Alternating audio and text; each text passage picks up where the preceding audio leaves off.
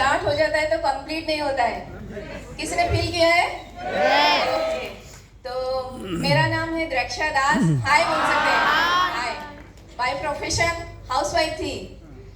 तो आप लोग लकी हो, दो स्टोरी आपको मिल रहा है। एक हाउसवाइफ का स्टोरी भी मिलेगा और एक इंजीनियर का स्टोरी। तो दो स्टोरी तो ज़्यादा टाइम लगेगा नहीं। 16 इयर्स का एक्सपीरियंस है, टाइम लगेगा। आज लंच 4 बजे करेंगे, चलेगा? ओके, तो ये जो हाउसवाइफ का स्टोरी हम लोग आज शेयर करने वाले हैं।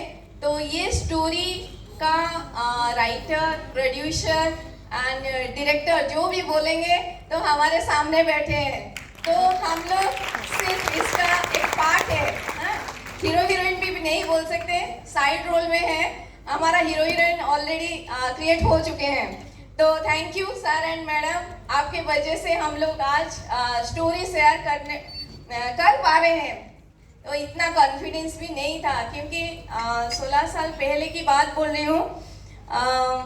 लो कॉन्फिडेंस में ओढ़ना टान के जब दत्ता सर आए थे घर में, तो मैं साड़ी में पूरा ओढ़ना, क्या उड़िया में बोलते हैं ना, ओढ़ना डाल के पूरा, ओढ़नी, घूंघट, जी घूंघट डाल के उनको कुछ सर्व किया था। तो उन्होंने एक बात बोले थे, नारी शक्ति देखना रक्षा, तुम पावर हो, तुम कर सकते हो। तो वही मोटिवेट किया कि आज मेरे ऑर्गेनाइजेशन में मैं प्राउडली बोल सकती हूँ 70-80% लेडीज ही है, ओनली नारी शक्ति। तो ये मेरा रिजल्ट था। और मेरा बैकग्राउंड में बोलूँ, मैं मास्टर डिग्री किया है टेक्सटाइल में और न्यूट्रिशन भी एक पार्ट था मेरा स्टडी के टाइम में। और पढ़ाई के बाद मैं लेक्चरशिप कर रही थी और उसी दौरान मेरा शादी हो गया।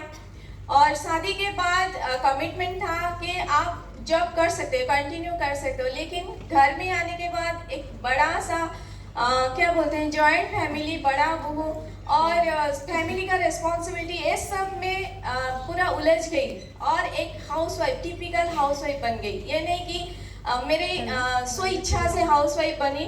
तो ये एटमॉस्फेयर ऐसा था कि मुझे बनना पड़ा।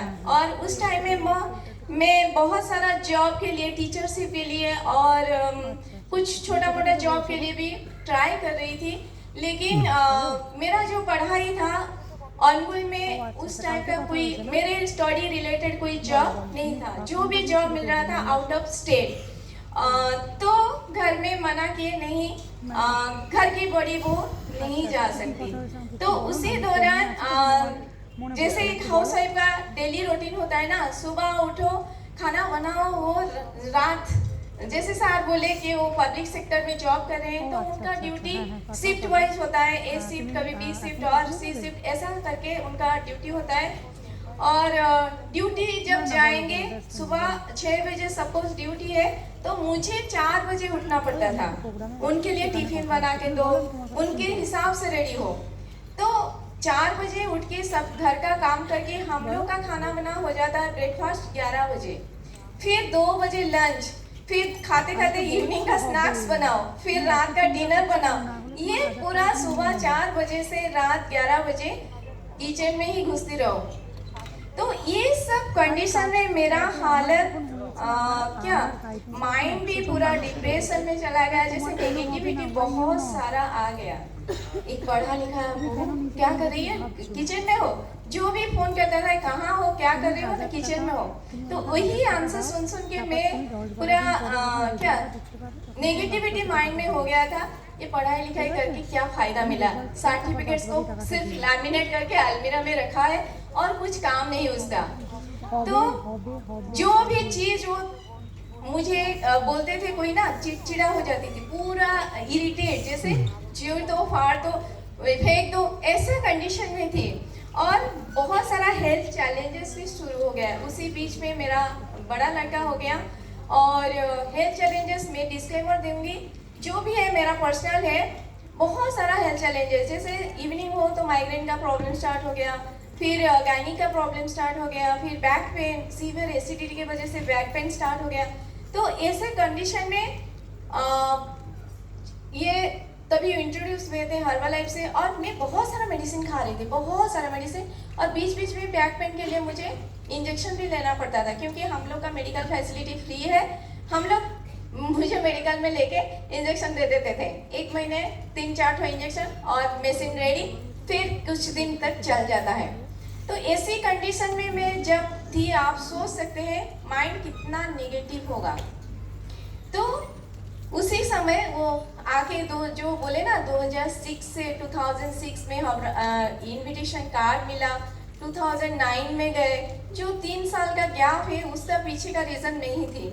मैं ही मना कर रही थी कि मत जाओ मैं ही मना कर रही थी कि मत जाओ, ये सब बेकार का चीज है, इसमें मत पढ़ो।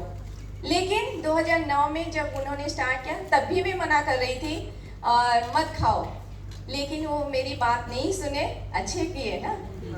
तो उन्होंने 1 महीना कंटिन्यू किया, और उस टाइम में मेरे बड़े लड़के का बहुत एस्मा का कंडीशन, सीवियर एस्मा का कंडीशन था, और उसको मेडिकल में ऑक्सीजन लगता था, रात भर ऑक्सीजन लगता था, इतना कंडीशन खराब था।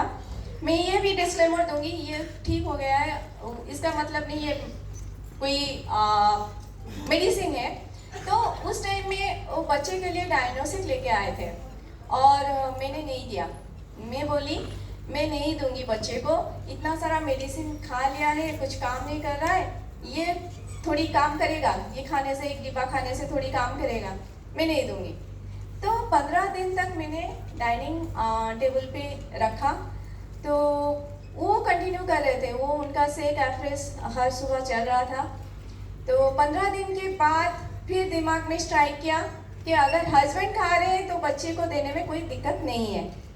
तो धीरे धीरे करके मैंने डायनोसेक देना बच्चे को स्टार्ट किया। 1 डिब्बा खत्म हो गया, कुछ रिजल्ट नहीं, मैंने फील नहीं किया। तो मैडम से बोले कि मैम कुछ रिजल्ट तो नहीं आ रहा है, कुछ इम्प्रूवमेंट नहीं दिख रहा है। तो उन्होंने फिर समझाया कि ये कोई मेडिसिन नहीं है, बच्चे को कंटिन्यूसली दो, देखना उसका इम्यूनिटी पावर डेवलप होगा। तो उसी बिलीव के साथ, उसी ट्रस्ट के साथ मैंने कंटिन्यूसली 6 मंथ्स बच्चे को दिया, और देखा धीरे धीरे उसका एपेटाइट बढ़ने लगा, खाने के लिए मांगा, खेलने के लिए इंटरेस्ट दिखाया।